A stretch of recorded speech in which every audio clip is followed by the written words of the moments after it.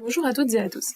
On se retrouve aujourd'hui pour parler de 3D Experience Exchange, qui est une option de SolidWorks qui vous permet d'échanger des données avec, par exemple, un sous-traitant, qui vous permet de savoir quelles sont les données modifiées ou non, et surtout, cela évite de créer des doublons dans la 3D Experience. Que votre sous-traitant est SolidWorks Connected ou non, il va pouvoir utiliser cet outil. S'il possède un SolidWorks classique, il lui suffit de venir télécharger un complément, un add-in, sur la page de SolidWorks.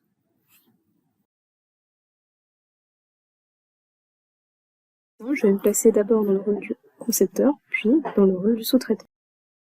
Je vais venir ouvrir mon assemblage.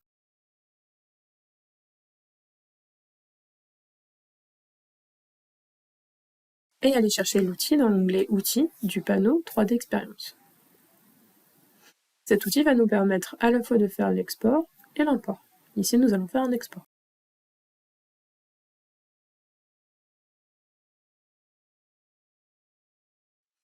Lorsque l'outil s'ouvre, on va retrouver l'intégralité des pièces de l'assemblage et on va pouvoir venir charger les mises en plan associées. Celles-ci vont apparaître à la suite de toutes les pièces.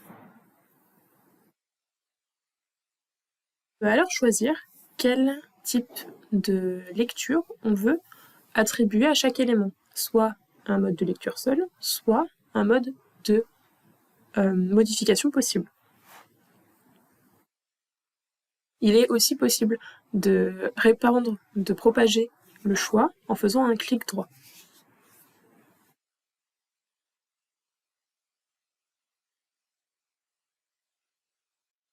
On vient ensuite choisir où est-ce qu'on veut stocker le package. Deux options s'offrent à nous, soit sur le 3D Drive, soit en local. Ici, je vais choisir de le faire en local et je vais venir choisir l'emplacement de mon fichier en cliquant sur le bouton à droite.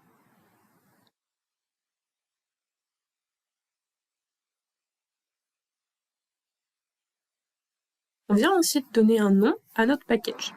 Attention, puisque c'est un dossier partageable, les caractères spéciaux sont interdits, comme les espaces ou les slash.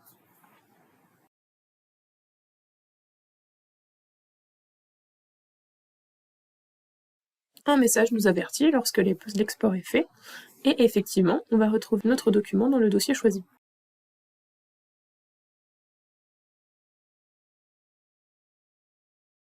Le sous-traitant, lui, n'a pas la 3D Experience. Il va donc venir charger et activer le complément 3D Experience Exchange sur son PC. Et ensuite, il va pouvoir importer le package.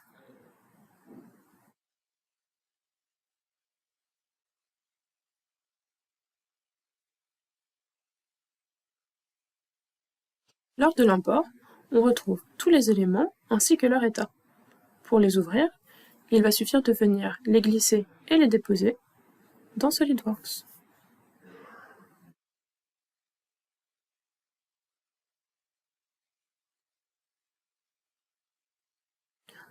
Brève modification, ici on choisit de retirer le vérin.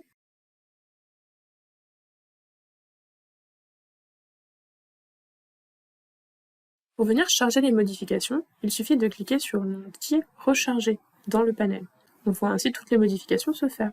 On vient ensuite sauvegarder notre assemblage en prenant bien en compte le fait de ne pas enregistrer les pièces qui ne sont pas modifiées.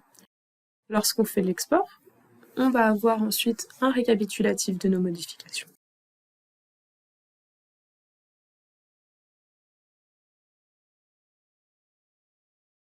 Ici, l'utilisateur spécifie bien qu'il a modifié l'élément dans le nom du package.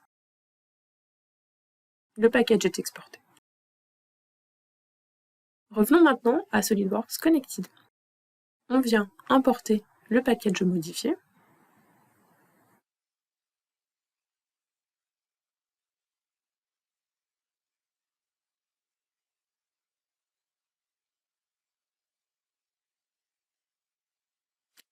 Lorsque le package est importé, on retrouve tous nos composants ainsi que les modifications apportées. On peut ensuite venir ouvrir l'élément.